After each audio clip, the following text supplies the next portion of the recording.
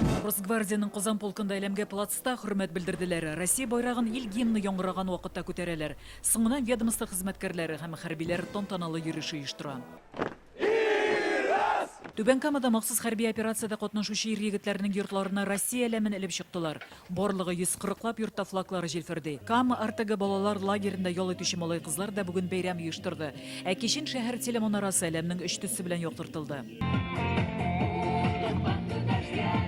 Кабан күле өслеге гүя ак, зәңгәр, кызыл шарлар белән бизәлде. Кояшлы матур көнне унлап яшь бар кимеләрдә йөрергә чыккан. Алар исә Россия әлеме төсендәге шарлар белән бизәлгән. Яшьләрне фото, видеоларга төшереп, социаль челтәрләргә урнаштыралар. Казанның Идел буе районыннан 7 яшь үсмер дәүләт әлеме көнендә паспортлы булды. Төп документлы аларга Россия герое Расим Баксиков тапшыра. Ул малай кызларга төп атрибутларга һәрвакыт хөрмәт белдерүләрен, ватанны яратуларын теләде.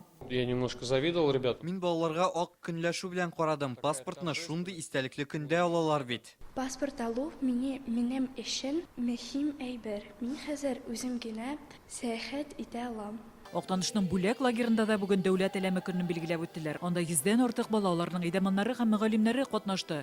Оештыручылар дәүләт флагының ил өчен нинди әһәмияткә ия булуы, аны кичкенәдән хөрмәт итәргә һәм сакларга кирәклеге турында сөйләде.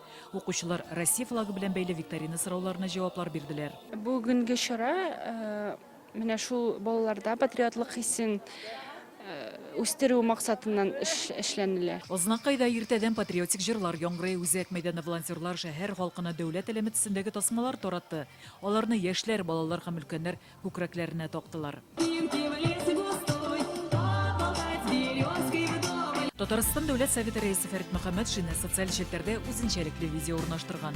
Анда Казанда Идел буенда иң зур әлемне җәюләре күрсәтелә. Парламент рәисе Татарстан халкын бәйрәм белән котлый, ватаныбызда дәүләт флагы белән ирек һәм хакыйкать тантана итсен дип яза ул. Актаныш Түбән Кама Ознакай телевидениеләре белән берлектә Гөлназ Гыйниятова, Яңа Гасыр каналы.